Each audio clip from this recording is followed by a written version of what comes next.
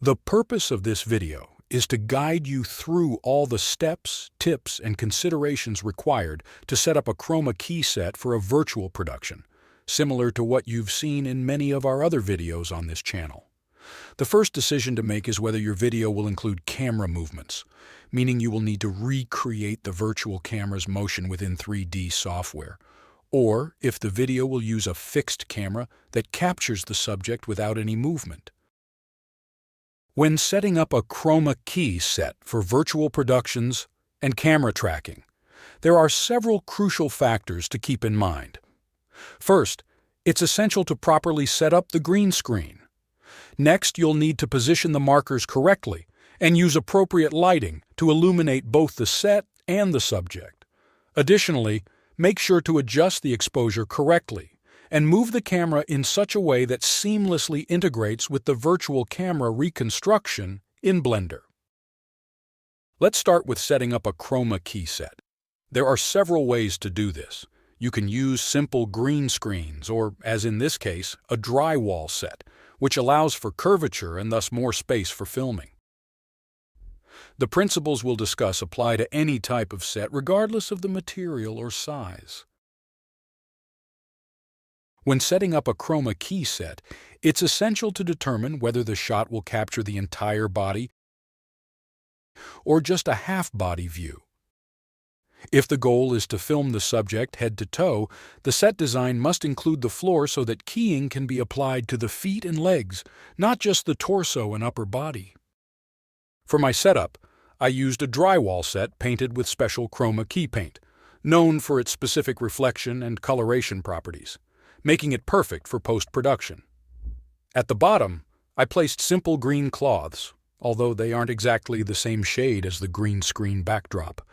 These cloths are primarily used to protect the painted base, which is particularly prone to wear and dirt. When we actually start filming, we can remove the lower section that acts as protection. Alternatively, we can leave it in place, but this would require doing keying twice, once for the upper part and once for the floor, since the floor has a different shade of green compared to the background. For those who need to conduct lighting tests and subject placement, a mannequin can be a really helpful tool. It spares you from needing a person to hold a pose for hours while you make all the necessary adjustments to the lighting and camera setup. While mannequins might seem a bit eerie, they are incredibly useful for both photographic testing and, as in this case, for creating a virtual set. Let's start by determining the kind of recording we want to make. In this case, we will be handling a video with a moving camera. This means we need to replicate those movements within the 3D software. To achieve this, it's crucial to place several markers on the set, like the ones shown here. These markers will enable us to perform camera tracking within a 3D software, such as Blender. In this segment, we're discussing how to properly position markers on your set. The primary point to remember is that markers need to be evenly distributed across the entire set surface. As shown in this example, I've placed markers both in the background and on the floor. It's crucial to spread the markers over the widest area possible. This distribution helps the camera tracking software to accurately reconstruct the virtual camera movement. When setting up a Chroma key set for virtual productions and camera tracking, it's crucial that the markers are in a color that contrasts sharply with the background to ensure they are easily identifiable. For instance, in this scenario, I used white markers because they stand out well against the background. The specific shape of the markers isn't particularly important. An X shape is commonly preferred, but circular shapes work just as effectively. Here, I simply used pieces of masking tape.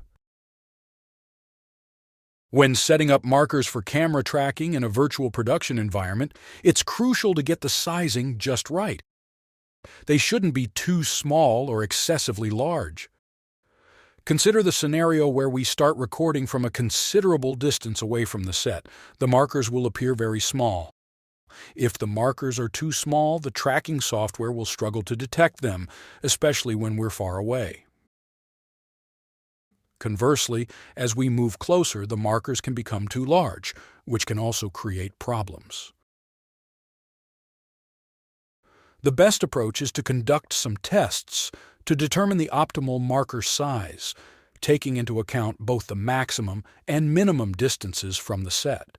This ensures that the markers remain easily trackable, no matter where we position ourselves relative to the subject.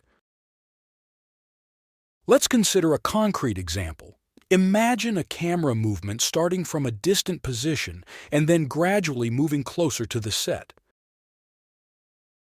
As mentioned earlier, it's crucial for the size of the markers to be appropriate, whether we're close to or far from the subject. When tracking in Blender, it's often useful to avoid starting from the most extreme positions, either very close or very far. Ideally, you should begin from an intermediate position where the marker size is average. From there, you can track both forwards and backwards.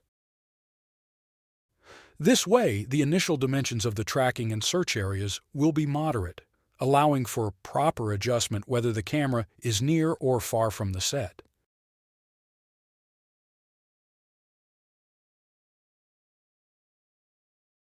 Let's move on to a critical aspect: the number and distribution of markers within the set. An essential rule is that for correct tracking there must be at least 8 markers visible in each shot. This means that no matter the distance, you should always have at least 8 markers in view and trackable. I understand that this isn't always possible, so I recommend conducting some tests. Nevertheless, the general guideline is to have as many markers as you can in each shot. As you can see, I've included a plethora of markers to ensure that, no matter the angle or type of shot, we always have sufficient references. It's crucial to have enough markers in each frame. However, we can use fewer markers if we secure good shots that encompass all the markers, especially at the beginning and end of the video. Take this shot, for example. Starting with a wide shot captures the maximum number of markers. Naturally, as we move closer, fewer markers will be visible. Nonetheless, if we maintain a movement that continues to capture additional markers in the scene, we will still gather adequate data for the solving software to use. Pay attention to another important aspect. Many of you might have noticed that I've placed only a few markers behind the dummy. Although it might seem logical to have more markers in that area to achieve tight framing with enough visible markers, this can create a problem. When we move the camera around, markers behind the person end up obstructed by the subject. For example, there's a marker up high that gets hidden behind the hair. This means in post-production, we would need to manually remove the part of the marker that is behind the subject. If we had many markers, we would have to repeat this cleaning process for each one, which would take a lot of time. To set up an effective Chroma key environment for virtual productions and ensure smooth camera tracking, I've employed a strategy of distributing numerous markers around the subject while placing fewer markers in the areas where I anticipate framing and movement. This minimizes the hassle of removing individual markers during post-production. However, it is crucial to maintain enough markers within most of the frame, particularly during the initial and final movements. Although we don't plan on using very wide shots for our virtual set, including them is essential.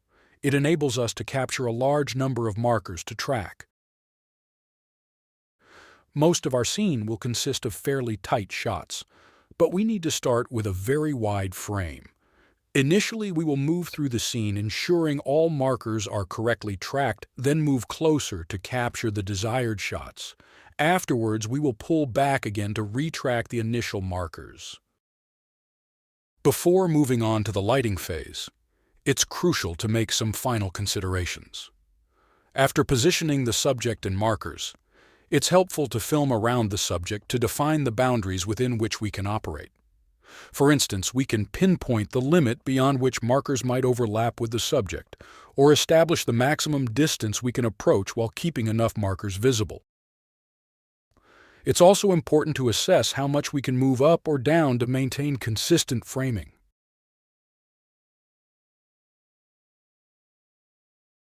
In summary, we need to carefully plan our future movements to ensure optimal shots for all the considered parameters. My advice is to conduct several movement tests after setting up the scene, to understand practically which type of movement will be ideal for the actual shoot. Let's move on to the lighting phase, which is just as crucial as everything we've discussed so far. There are two main aspects to consider when it comes to lighting. First, we need to ensure uniform, consistent lighting on the background. This helps simplify the keying process during post-production. Second, we need to properly light our subject, which should be done according to the final scene we have in mind. Let's start with the background lighting. Making sure the background is evenly lit is crucial. This involves not only properly illuminating the background itself, but also the floor, if you're aiming for a full-body shot. To achieve proper lighting for a Chroma key set, using a pantograph system like this one is essential. It allows you to mount the lights on the ceiling, thus eliminating the clutter of numerous tripods on the set. For this setup, I'll be using a primary LED light positioned overhead to specifically illuminate this area of the background. LED lights are highly convenient because they can be controlled remotely via a dedicated app. This means you can turn them on and off as shown in this example, making it easy to manage your lighting setup using just your smartphone. Another crucial aspect is to eliminate any uncontrolled light sources, such as windows in the room, to ensure that the only illumination comes from the lights we can manage. Currently, we see that one part of the set is adequately lit, while the other is completely in shadow. To fix this, I will use another LED light, positioning it in the background to complete the rear illumination. Let's take a look at how the set appears with the back of the set illuminated by these two lights. We can observe that the central area doesn't have very even lighting. This issue can be easily resolved by adjusting and better positioning the second lamp that we're using. Additionally, this lamp is equipped with a grid, which you can see here. This grid allows for precise light direction. By removing the grid, the lighting on our set becomes much more diffused. Conversely, using the grid will focus the light on a specific spot. In this scenario, I prefer a more diffused lighting, so without the grid, I position the light to eliminate any shadows present within the set. The lighting on this set isn't very precise, as you can see from the various shadowed areas. However, I'll avoid making too many adjustments to keep things simple. One crucial aspect to consider in any Chroma key setup is the separation between the background and the foreground. In this case, you can see that the background is well lit, while the subject is almost entirely shadowed. This is essential in virtual production lighting, because it allows you to illuminate the background and the foreground independently. We don't want the light reflected from the backdrop or from the lamps to interfere too much with the subject's lighting. The subject needs to be lit separately, based on the specific lighting requirements. This is key to achieving a high-quality final result. It's crucial that the lights we use are properly positioned and directed towards the background. You can observe that we have some flaps to better control the direction of the lighting. Another key aspect is to ensure the subject is sufficiently distanced from the background. Here, the subject is quite far from the background, which allows us to separate the lighting between the background and the subject, avoiding any green reflections on it. If the actor was placed too close to the background, the bounced light would cast a green light on him, which we want to prevent. Therefore, if space permits, we should position the person at least a few meters away from the background. This way, by only lighting the background, we achieve a silhouette effect like this. If our goal is to light only a portion of the subject rather than the entire figure, we can proceed with the lighting setup right away. However, if we aim to create a chroma key setup, capturing the full figure, it's crucial to also light the floor for proper keying. This adds an extra layer of complexity. We need to find a way to adequately illuminate the floor without disrupting the lighting on the subject. To ensure we properly light the floor without casting too much light on the subject, we need an effective method. I recommend using a boom stand with a ring light angled downward. When switched on, as you can see here, the light focuses mainly on the floor, brightening it slightly while minimizing the impact on the subject's lighting. Additionally, we can slightly increase the intensity of this lamp. This approach ensures the floor is well lit while maintaining a strong contrast between the subject and the background.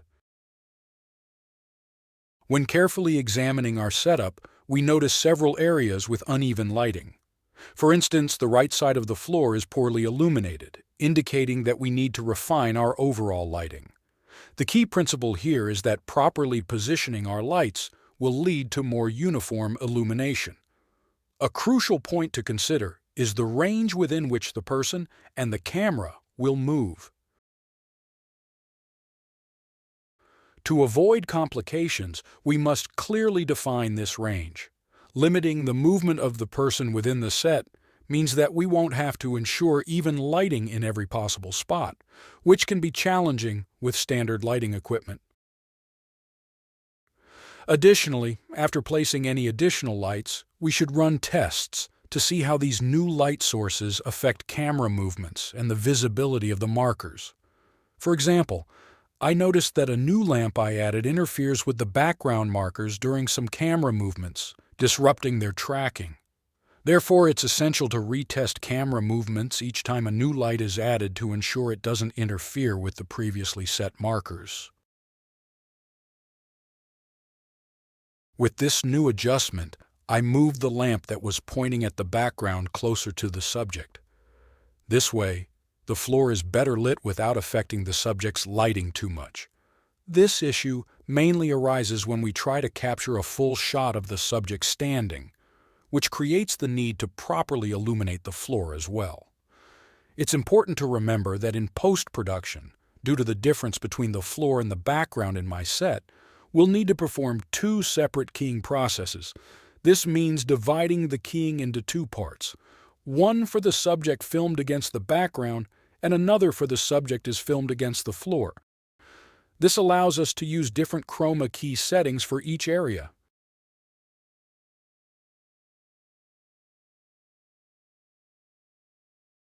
Now we move on to the second phase of lighting, which focuses on how to illuminate the subject itself. This step is arguably the most critical part of the entire process, as it will determine the level of realism when compositing the real scene with the virtual world. The type of lighting we choose will depend on how we want to construct our virtual environment. The studio lighting must match perfectly with the lighting of our 3D environment in terms of direction, intensity, and color.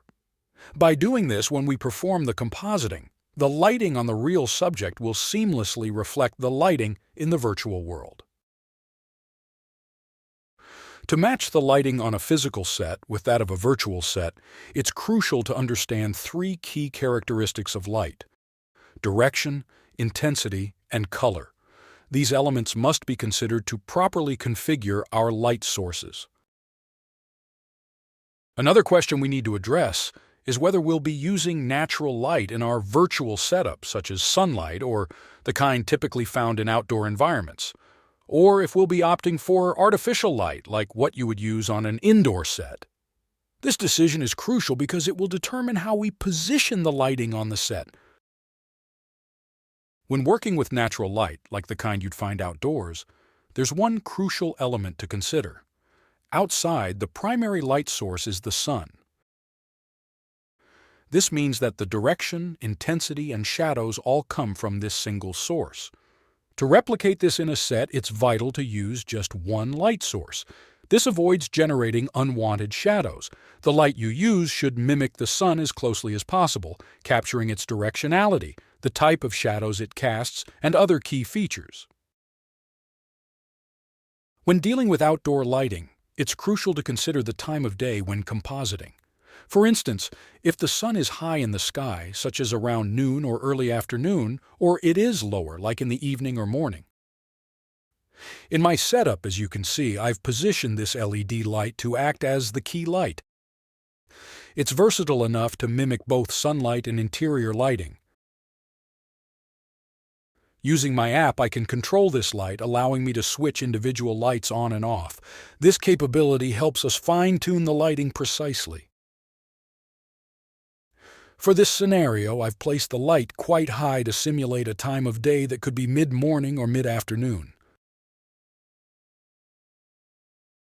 At this stage, it's crucial to consider two elements: the type of shadows created and the color of the light. We need to get closer to the subject to observe the kind of shadows produced and decide whether we want sharp or diffused shadows. It's essential to remember that, typically, direct sunlight on a clear day generates very sharp shadows. On the other hand, a cloudy day results in soft, diffused shadows because the clouds act like a large softbox, softening the light. Keeping this in mind is vital to precisely achieve the type of lighting we aim for. When using direct lighting, as demonstrated here, we'll create sharp shadows on the face, emulating strong sunlight. To soften these shadows, we need to place a softbox on the main light, similar to the one used for the background. This adjustment will result in gentler shadows, mimicking the effect of an overcast day. Another crucial aspect to consider is the color temperature of the light, measured in Kelvin. Generally, the type of light's color temperature we'll choose depends on the kind of ambiance we want to create. For instance, if we are setting up a scene to mimic morning or late afternoon, we would go for a warmer light. Conversely, for an overcast day, a cooler light would be preferable. One crucial point to consider is setting the white balance on our camera correctly. For this demonstration, I use the automatic white balance, which is easily misled by LED lights and the large green screen background we're using. If we examine the lighting and the subject's skin tone, we can see that the skin tone appears significantly different from how it should look. It should be darker and more saturated, but instead looks washed out and pale. Therefore, manually adjusting the camera's white balance before starting the shoot is vital. For optimal results, it's advisable to use a neutral color reference, like a standard video checker. One side of this tool features a neutral tone, which is useful for calibrating the camera. Place the checker close to the subject and point it towards the key light of the scene. Then, perform a manual white balance calibration by setting the Kelvin degrees according to the current lighting conditions. Using manual white balance adjustment, as discussed earlier, we've achieved these results. You can see that the skin tones are much closer to what I expected. In this scenario, the setting was around 5,600 Kelvin, roughly matching the color temperature of the primary lighting used on set. For precise color referencing, we can utilize another part of the video checker, which provides all the main chromatic references.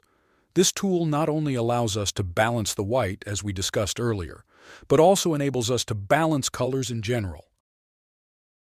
Such accuracy ensures the highest level of color fidelity, crucial when integrating this scene into a virtual environment.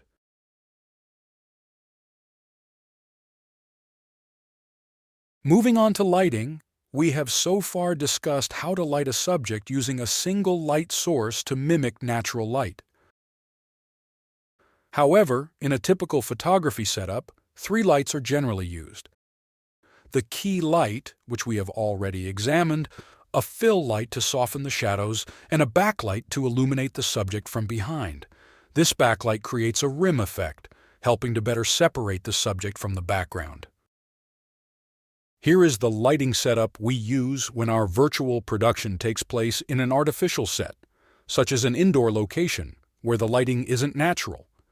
In these scenarios, we can add extra lights to precisely replicate the kind of illumination found in the virtual set. I've turned on the backlight, which in this case refers to my specific setup. It's important to remember that using a backlight is beneficial not only in an artificial set, but also in scenarios with natural backlighting, like during sunset, where the main light source is behind the subject. With remote control capabilities, we can not only adjust the brightness of the light, but also change its color. By using RGB controls, we can precisely select the desired hue and seamlessly match it to the virtual set we are creating. Now that we've looked at how to create a chroma key set using markers, along with lighting the background and the subject, there are some final considerations regarding the settings on our mirrorless camera or camcorder. In these situations, I always recommend shooting in 4K, as this resolution allows us to achieve the highest definition possible, which is crucial when tracking markers. If you're shooting from a considerable distance and the resolution is insufficient, the tracking software might struggle to accurately detect the smaller markers.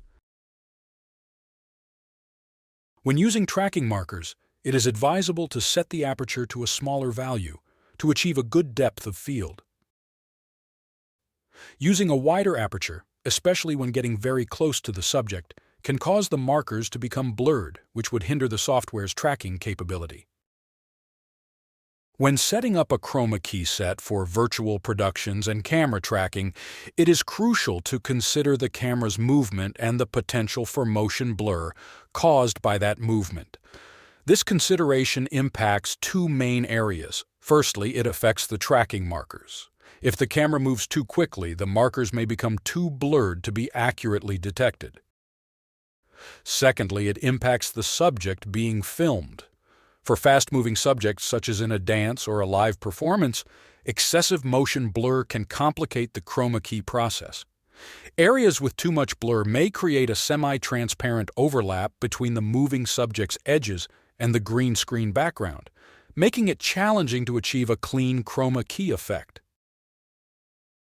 For this reason, I usually recommend avoiding quick or abrupt movements. It's better to use smoother motions, like the ones I'm demonstrating right now.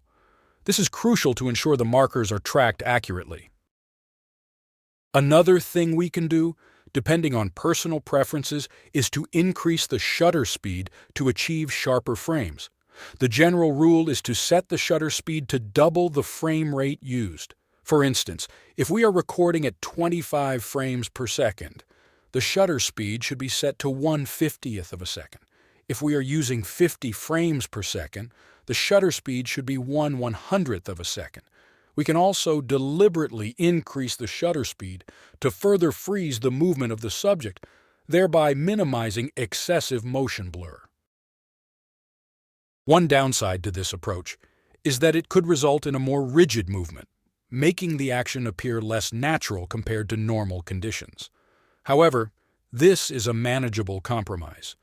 With some testing, we can find an optimal balance between achieving the desired cinematic quality and meeting the specific post-production requirements in our case.